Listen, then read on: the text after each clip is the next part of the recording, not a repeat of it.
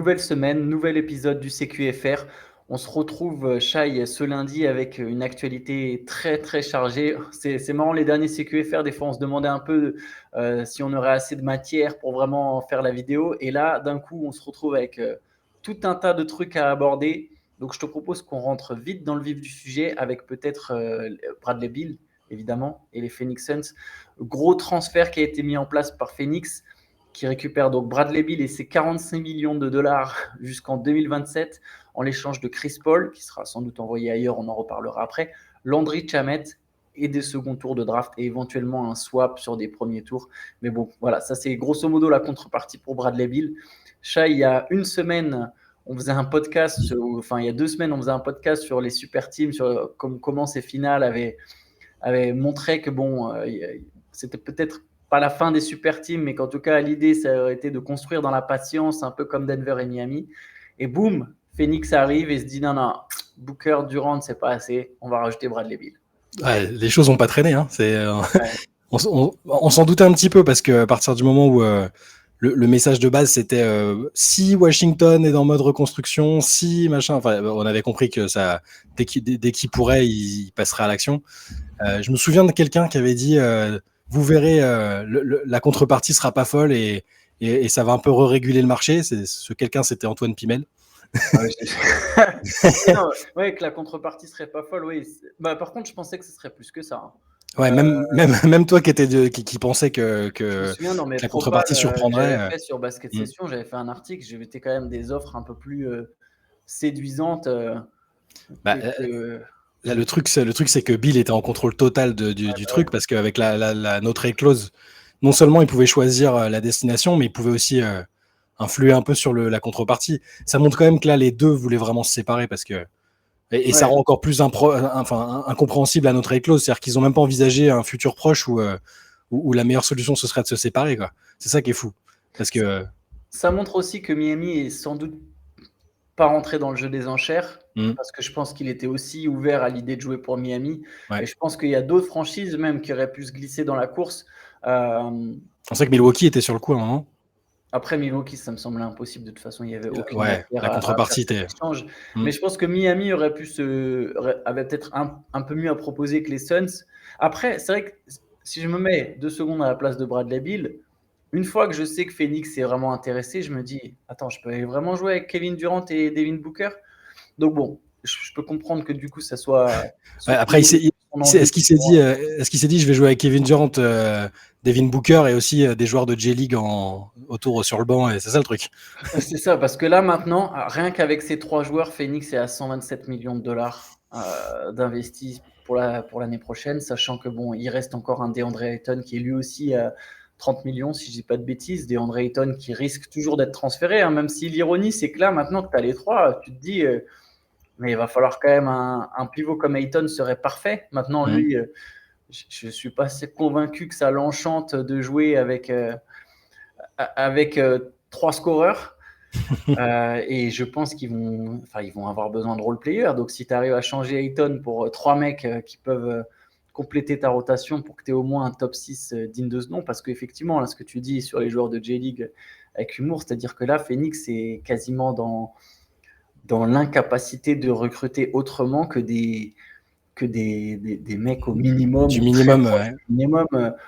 Ils vont compter sur ce qu'on appelle les ring chasers, quoi, les mecs qui courent après une bague et des vétérans de qualité qui sont prêts à sacrifier sur un an un salaire en se disant bon allez, sur cette année-là je pars à la conquête de la bague. Mais tu sais, je vais te dire honnêtement, c'est même pas ce qui me fait le plus peur moi pour Phoenix. Les super teams, la conclusion qu'on avait, c'était de se dire bah non, c'est pas fini, mais enfin voilà, à un moment, ça te montre vraiment qu'il faut bien choisir. J'ai l'impression que le succès des super teams, il repose vachement souvent sur la troisième option et notamment sur la capacité de cette troisième option à te sacrifier. Quand ça marche, c'est parce que Chris Bosh s'est sacrifié, Kevin Garnett accepte de jouer le rôle de troisième option. Là, Bradley Beal, est-ce qu'il va être une troisième option? J'y crois pas des masses. Je suis pas sûr que ce soit dans son caractère. Ça, c'est un truc qui me fait un peu peur. Alors, est-ce que Durant va accepter d'être le mec all-around qui crée du jeu, mais ce serait presque du gâchis, il est tellement fort. Si Durant il se met à avoir un rôle à la Kevin Garnett, genre je défends fort, Enfin, je sais pas, ça. Non, mais la question, c'est là un peu. Je sais que parfois, ça peut paraître un peu surcoté, le côté qui va être le leader de vestiaire, de qui ce sera l'équipe et tout ça. Là, déjà, au moins, on a à peu près acté que c'était l'équipe de Devin Booker. Kevin Durant autour, ça se passait plutôt bien. Ils ont juste été un peu courts. Il manquait de monde, il manquait de répétition. Ça, ils vont l'avoir. À partir du moment où là, ces trois-là vont jouer ensemble, je pense qu'ils sont compatibles. Le fit sur le terrain, il sera bon. Bill, c'est pas, à part le truc avec John Wall, bon, à un moment où c'était un petit peu tendu, mais ça, c'est pas vrai, c'est pas un fouteur de merde, quoi. Je pense que il est capable. Voilà, là, je pense à partir du moment où il a accepté que l'aventure à Washington était terminée, il sait que c'est pour aller gagner une bague. Et il va pas. Il a jamais eu des discours d'ultra alpha dog. Limite, c'est plus sa femme sur Twitter qui était un peu respecté mon mari, tout ça. Lui, bon, voilà.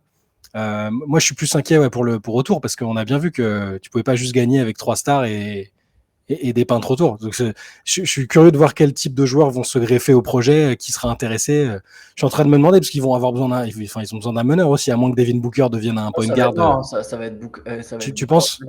C'est-à-dire qu'ils vont jouer sans meneur. Je pense qu'il y aura pas de vrai meneur.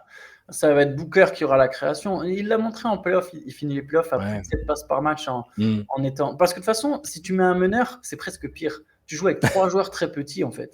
Si tu as un meneur là-dedans, ça veut dire qu'il y a un des deux entre Booker et Bill qui doit se coltiner des mecs de 2 mètres costauds. Alors, Booker a montré des efforts en défense sur les playoffs. Son énergie, son cœur, c'était vraiment quelque chose. Par contre, c'est pas non plus un elite defender.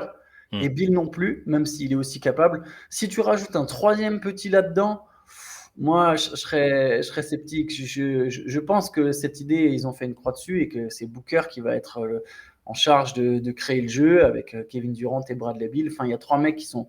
Après, oui, il va pas y avoir Tu passes d'un style complètement différent avec Chris Paul à là une équipe qui va miser d'abord sur ses scoreurs. Il va leur falloir des profils. Je pense que quand même dans le roster, il va leur falloir des profils du type au moins un meneur organisateur, même si c'est en sortie de banc, des défenseurs extérieurs, des pivots un peu à l'ancienne. Enfin, là, ça va être. C'est vraiment autour que je me pose des questions. Est-ce qu'ils vont réussir à le faire? C'est ça. Tout le monde va pas vouloir se greffer à ça. C'est pas. Ils peuvent toujours échanger Ayton contre le truc que j'essaye de pousser. Avec Miles Turner? Non, contre Miles Turner, ouais. Turner contre Miles Turner et TJ McConnell, ouais.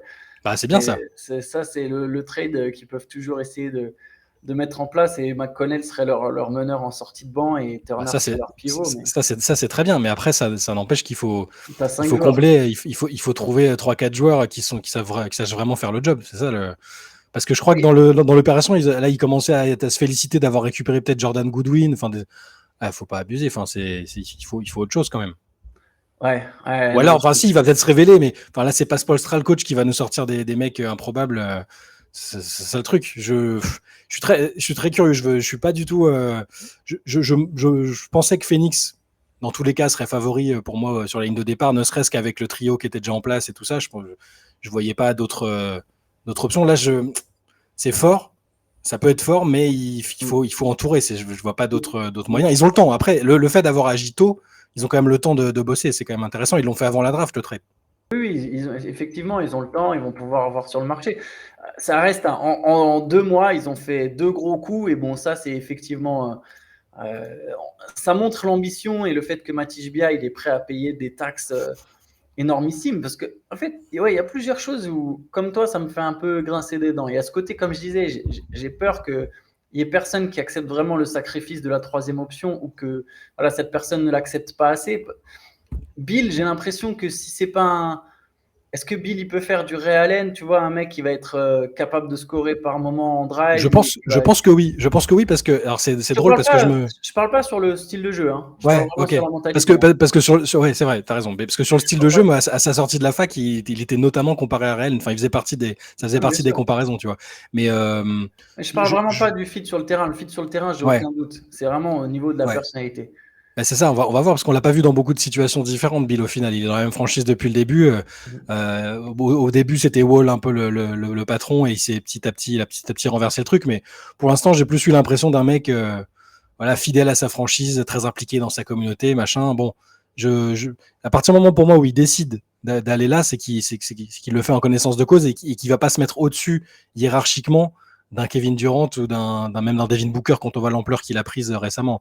Mais ouais, puis, et ça me fait penser que à partir du moment où j'ai vu que l'agent de Bradley Beal était le fils du CEO de Phoenix, que c'était terminé et que les autres équipes pouvaient aller se rhabiller, c'était un peu cousu de fil blanc tout ça. Ça commençait à se sentir. Et pareil, il y a un autre truc aussi, par contre, qui je pense quand même parce que effectivement, Bradley Beal va être sous contrat jusqu'en 2027, mais mine de rien, ni Beal ni Booker ne sont vraiment vieux. Tu vois, Non. je veux dire, pour le coup, Booker, il est même jeune. Bill, il n'a pas encore passé les 30 ans, il va avoir 29, si je dis pas de bêtises. Ouais, il va avoir 30 ans. Il va avoir 30 ans, pardon. Il a 29, il va avoir 30. Il n'y a pas l'obligation absolue, tu vois, de gagner l'an prochain. Je sais pas.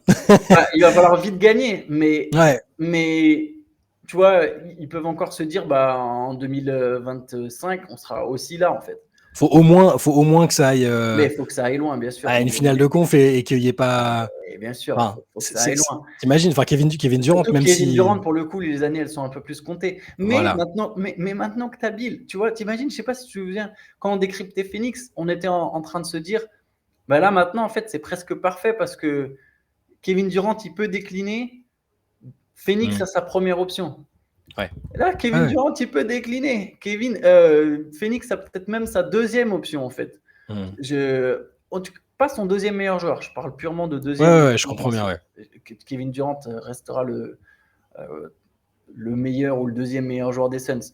Mais si Durant arrive à se mettre dans un mood Kevin Garnettesque, alors avec évidemment des caractéristiques différentes, hein, mais voilà, dans cette NBA, un Durant, il peut défendre très fort dans cette NBA, dans l'ère dans laquelle on est à notre époque, où il faut être mobile, où il faut être long. Tu n'as pas forcément besoin d'être ultra puissant. Il n'y a pas beaucoup de joueurs ultra puissants dans cette ligue, donc tu peux te permettre d'avoir le physique de Kevin Durant et d'être un excellent défenseur. Kevin Durant aura toujours son tir. Après, bien sûr, je suis d'accord avec toi, le but, c'est quand même de gagner le plus vite possible. Mais ce que je veux dire, je n'ai pas l'impression qu'on est dans un scénario un peu comme les Sixers qui récupèrent Harden un an avant la fin de son contrat et où tu te dis non, il faut gagner maintenant. Oui. Pour moi, voilà, ils ont une fenêtre de 2-3 ans max. Ouais. Mais bon, en tout cas, c'est fort de la part de Phoenix. On verra ce que ça donne. Je suis comme toi, j'ai hâte de voir comment ils vont en tour au tour. J'aurais préféré même presque, je le dis, mais on verra s'ils me donnent tort. J'aurais quand même préféré garder Booker, Durant et construire avec plein de bons joueurs autour. Oui. Ça un peu plus. Mais bon. Non, mais Ishbia veut clairement, il y a le star power. Enfin, on a compris. Il prend Kevin Durant tout de suite. Il change le coach. Enfin, il veut faire des choses. Il veut que ça bouge et que ce soit un peu à l'image qu'il a envisagé pour la franchise. Donc, ouais. Bon, en tout cas, voilà, ça reste toujours avoir 3 stars, c'est toujours excitant, c'est toujours intriguant, et c'est à eux de bien bosser parce qu'au final, si Vogel autour, il essaie de trouver, s'ils arrivent à créer un effectif cohérent et Vogel un schéma qui marche, tu auras quand même une équipe absolument monstrueuse. Ils auront quand même une cible sur le dos, hein, on va pas se cacher. Ça commence comme ça pour peu qu'il n'y ait pas d'autres gros noms qui les rejoignent en faisant des sacrifices. Enfin, on en reparlera ultérieurement, je pense, hein, mais. On verra tout ça effectivement. Et pour le coup, il y a un autre joueur qui risque de renforcer une grosse équipe, c'est Chris Paul. Chris Paul qui ne jouera certainement pas à Washington. C'est-à-dire que soit il sera renvoyé ailleurs dans un transfert à 3, soit il sera coupé et il ira signer où il veut. Il y a quelques pistes déjà là pour un transfert pour une troisième équipe, Shai. J'ai cru comprendre qu'il y avait les Clippers. Exactement, c'est Chris Haynes qui a juste après, peu de temps après le trade, alors qu'on semblait quand même se diriger, la piste la plus sérieuse, c'était qu'il soit coupé et qu'il signe. On parlait déjà des Lakers, hein, qui seraient à l'affût forcément, mais les Clippers ont l'air d'avoir envie d'emmerder leurs voisins et de s'immiscer faire un trade à 3 pour le récupérer. Ils sont intéressés par une réunion et donc là, ça, pour l'instant, ça semble être aussi l'option la plus sérieuse, inclure une troisième équipe qui serait les Clippers. Chris Paul veut qu'un contender de toute façon, donc ça va se jouer entre les Lakers, les Clippers. On avait parlé du bon fit potentiel avec les Celtics, mais ils n'ont pas l'air du tout d'être dans l'histoire. En tout cas, s'il y a un trade, ils ne seront pas dans l'histoire. Ouais. S'il est coupé, c'est autre chose, mais là, ils veulent un peu. Je pense que les Clippers veulent court-circuiter le truc, clairement. Ils veulent. Et puis, ça sera un joueur presque parfait pour eux, au-delà de toute la narration sur le côté passif qui revient, le passif qui revient aux Clippers sans doute pourrait finir sa carrière. Un meneur comme ça, Alors, ça fait un vieux de plus qui est capable de se blesser, mais enfin, tu sais, ça va vraiment avec Los Angeles en mode ah, mais là, si on a tout le monde, eux, pour le coup, ont un peu plus de vécu que les Suns, ont aussi 2 stars et 2 stars capables de défendre. Et en plus, eux, ils ont déjà tous les role-players. Eux, ce qui leur manque uniquement, c'est la santé, de toute façon. Alors, c'est un grand si, hein, on a bien vu. C'est plus juste de la chance ou du hasard. Mais tu sais, on est très très tôt dans l'intersaison, donc je suis même pas. Je me méfie un peu j'ai du mal à, comment dire, à me fixer déjà sur les effectifs tels qu'ils seront. Est-ce qu'on est sûr qu'il y aura Kawhi et Paul George? On est très très tôt encore, tu vois. Je me méfie de ce qui peut se passer. Là, c'est les premiers dominos qui tombent. Phoenix qui passe à l'action tout de suite. Et je préfère être prudent, tu vois. Je sais pas si c'est exactement comme ça. Si tu récupères Chris Paul, c'est que tu vas pas transférer Kawhi ou Paul George. Oui, non, je pense, voilà. S'ils le font, effectivement, je pense que ce sera pas le cas. Mais je pense qu'il faut rester prudent. Quand ça commence comme ça, en général, c'est qu'il y a d'autres moves qui vont suivre. Non, c'est clair. En tout cas, on se dirige vers une conférence Ouest, encore une fois, absolument dingue, presque comme chaque année. Conférence Ouest dans laquelle Memphis risque de commencer, va commencer sans sa superstar, ça c'est sûr. L'annonce est tombée pour Ja Morant, c'est 25 matchs. Ouais, 25 matchs de suspension. J'avoue que j'ai du mal depuis que la news est tombée. Bon, déjà, on sentait que Adam Silver la retenait bien. Il attendait que les finales soient finies, il voulait pas perturber tout ça, mais il l'a annoncé assez rapidement. Je sais pas trop quoi penser de la sanction. D'un côté, fallait s'y attendre parce que l'espèce de récidive, même si c'est lui dit que c'était une arme factice, tout ça. Enfin, l'image renvoyée, on sentait que la NBA était saoulée, puis c'est surtout les excuses à la télé et tout ça pour derrière refaire un peu de promotion des flingues. C'était sûr que ça allait pas bien se passer. J'ai envie de rien, de m'attendre à rien et de me dire voilà, maintenant il va devoir prouver qu'il a compris le message. Il a encore fait un communiqué où il dit je vais essayer d'être la meilleure version de moi-même, etc., de soigner ma santé mentale. Enfin, il avait déjà dit ça, donc ça va peut-être lui faire du bien parce que là, la sanction, elle est quand même costaud. Je pense qu'il va plus avoir le temps que la dernière fois où il a fait un séminaire ou deux en Floride. Enfin, voilà, c'était sûr que c'était pas. Mais non, moi, je peux à part espérer que ça lui fasse du bien et que derrière il reparte et qu'on ait une belle histoire de rédemption, même si j'en lis aussi qui disent qu'au final, il a rien fait de gravissime. Tu vois, c'est ça le truc. Il a rien fait de gravissime et qu'un mec comme il a pris une sanction. Enfin, voilà, Miles Bridges va reprendre le basket avant lui alors qu'il a explosé sa femme devant ses enfants. Enfin, c'est deux cas différents, mais juste le degré de la sanction, c'est difficile de le juger en fait. Je sais pas, tu vois. Ouais, non, mais de toute façon, moi aussi. Après, on pourrait dire quand même qu'il s'en sort bien par rapport à ce qu'on a entendu. Oui, avec les Arenas qui ont pris les 50 matchs. Il y a eu des rumeurs de 50 matchs. Il y a pas mal de GM qui, je pense, pour mettre la pression sous couvert d'anonymat, disaient voilà, on le verra pas avant la moitié de la saison, etc., etc. Au final, bon, il prend 25 matchs. Il devrait revenir autour de décembre. Les Grizzlies ont déjà montré qu'ils étaient capables de jouer sans lui. Tyus Jones, après pareil, on verra ce qui va se passer pour l'intersaison, mais Memphis peut très bien arriver avec un bilan équilibré ou légèrement positif. Ouais, même positif, négatif. Je pense. Ouais, voilà, ça peut être dans un sens comme dans un autre, mais a priori pas un bilan catastrophique au moment où il va revenir. Par contre, moi je pense que tu vois, Ja Morant, à un moment, on aurait pu se dire tiens, ça fait partie de ces superstars qui va vraiment incarner Memphis et représenter la franchise. Je suis prêt à mettre je ne sais quelle partie de mon corps à couper que Ja Morant ne finira pas sa carrière avec les Grizzlies. Ah ouais. Moi, c'est déjà acté. C'est déjà acté que ce mec-là, si ça ne gagne pas et que la prochaine bourde, même si c'est une bourde mineure, à un moment, ils vont le dégager en fait. Ils vont le transférer. Ou lui, il demandera à partir, mais je suis quasiment sûr que ça restera. En tout cas, ils ont. Allen Iverson, il a eu sa rédemption avec les Sixers. Tu vois, pour des. Et on a bien vu, à un moment, juste, ça se sépare. Les relations trop conflictuelles parce que trop compliquées, même s'il n'y a pas forcément de conflit entre lui et la franchise. Mais tu vois, quand tu as un mec comme ça, dur à gérer, en fait, à un moment, tu n'as plus l'énergie. À un moment, tu n'as plus l'énergie. Les Sixers, malgré tout le talent d'Iverson, un jour, ils n'ont plus l'énergie. C'est des mecs différents. Hein. Je pense qu'à un moment, les Grizzlies n'auront plus l'énergie non plus. Et voilà, peut-être que ça sera dans 5 ans, 6 ans. Je ne te dis pas, que ça sera immédiat. Je ne dis pas que ça sera sur le court terme. Mais je suis persuadé intimement, de la même manière que j'étais persuadé que Morant, de toute façon, ça allait partir en vrille, je suis persuadé que Morant, il finira pas sa carrière aux Grizzlies. De toute façon, ils ont montré dans tous les cas qu'ils avaient pris le truc au sérieux, ils l'ont sanctionné, ils l'ont écarté de l'équipe rapidement, ils n'ont pas forcé pour son retour a priori. Donc ouais, t'as peut-être raison, mais moi j'essaie de voir le truc un peu positif. Ça reste un joueur que j'aime bien et je pense que la rédemption est encore possible parce que c'est voilà, fort heureusement, il n'y a pas eu mort d'homme, même ça aurait pu avec des armes à feu. Tu joues avec des armes à feu, il pourrait y avoir des drames sans aucun souci. Il y a quand même une affaire où il casse la gueule d'un jeune de 17 bien ans. sûr, Hein. exactement. Celle-là, on n'en parle pas. Il n'a pas pris de suspension pour ça, mais bien sûr, il y a eu des trucs, mais je veux encore croire en une forme de rédemption. Et il y a tellement de talent et sur le côté identité avec Memphis, j'ai encore envie d'y croire un peu. Et le fait qu'ils prennent ça très au sérieux eux et qu'ils soient prêts à avancer un peu sans lui pendant un temps me fait dire que ça peut bien se passer, tu vois. Il peut réussir à se remettre un peu dans le droit chemin. Enfin, je l'espère en tout cas parce que ça irait dans le sens de mes plans de base pour cette franchise que j'aime bien et que je trouve qu'il travaillait bien avant que toutes ces choses-là se passent. Mais écoute, on verra bien. Ça fait une très belle narration pour le moment. Il va revenir et voilà pour éventuellement faire une belle. Les sponsors l'ont pas lâché encore. Hein.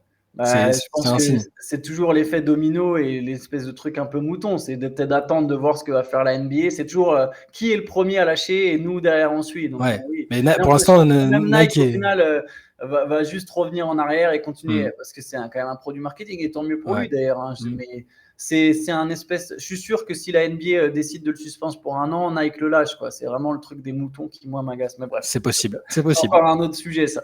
Je le garderai pour une late session. Si un jour vous voulez m'expliquer là-dessus, lancez-moi là-dessus. Je peux très vite partir. Vers 1h du matin, le late Antoine Pimel. Voilà, parlez-moi des marques qui cancellent leurs égéries.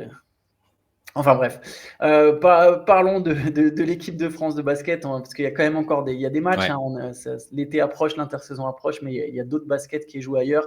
Et là, pour le coup, on a quand même un Eurobasket féminin avec une équipe de France, Shai, qui a gagné ses 3 premiers matchs. Ouais. Donc, on avait déjà parlé avec Théo du match contre l'Allemagne. Là, pour le coup, depuis, la France a battu la Grande-Bretagne 63-57 et a battu ensuite la Slovénie 73-68. Donc, la France termine première de son groupe, mais sans faire forte impression. C'est l'une des 2 seules équipes invaincues du premier tour avec la Belgique. Mais je veux pas être. J'ai été pessimiste au début quand on a parlé de la compétition, de tout ce qui est. On n'a pas déjà parlé 18 fois des affaires et tout ça. Mais là, c'est un premier tour, c'est 3 victoires un peu en trompe-l'œil. C'est pas très rassurant sur le plan du jeu. C'est sauvé un peu par du talent individuel ici et là, alors que les adversaires sont. On va être gentil, sont d'un niveau très moyen. J'ai un peu peur pour la suite. Il y a un quart de finale qui se profile probablement contre l'Italie. Je crois qu'on joue Monténégro ou Italie. Il y a un barrage entre l'une de ces 2 équipes pour affronter. Et pour avoir vu les Italiennes jouer contre la Belgique hier, c'est costaud. Et si l'équipe de France n'est pas assez solide et manque de certitude comme on l'a vu depuis le début de la compète, ce sera compliqué. En plus, il y a une mauvaise nouvelle qui est imminente a priori. Iliana Rupert s'est blessée pendant le match à l'épaule hier, elle est partie directement à l'hôpital. Étant donné que le secteur intérieur est déjà un petit peu léger en taille et en nombre, on n'a notamment pas pris Elena Siak parmi les cadres. Et du coup, ça fait un peu léger. Si Iliana Rupert est blessée jusqu'à la fin de la compète, ça va être très très très très très compliqué. On suivra ça, mais bon, l'équipe de France pour l'instant, au moins, l'essentiel est assuré, mais voilà, comme tu l'as dit. On peut espérer, hein, c'est pas, je veux dire, l'alchimie peut revenir, mais c'est juste qu'il y a, pour l'instant, c'est vraiment poussif et on retrouve pas vraiment l'espèce d'élan qu'il y avait, même sur la dernière compète où elles ont pas eu de médaille, il y avait quelque chose, tu vois, il y avait une espèce de dynamique qui semblait bien. Là, pour l'instant, c'est très très compliqué. Je veux pas tout de suite mettre ça sur le dos de ce qui s'est passé avant la compète. Hein. On y viendra en fin de compétition si besoin, mais pour l'instant, on attend autre chose dans à peu près tous les secteurs de jeu. On verra s'il y a un réveil ou un sursaut d'orgueil en quart. En tout cas, nous, on se retrouve tout à l'heure sur la chaîne. Il y a un podcast aujourd'hui, on est lundi, donc podcast sur la chaîne Basket Session. N'hésitez pas à vous abonner d'ailleurs pour recevoir les notifications, activer la cloche. Je ne sais pas exactement ce que c'est sur YouTube. Je suis trop vieux pour ces bêtises, mais vous connaissez sans doute mieux que moi. Mettre un j'aime aussi si vous voulez. Et nous, on se retrouve aussi demain, bien sûr. Demain pour un nouveau CQFR. Voilà. Bonne journée à tous. Ciao.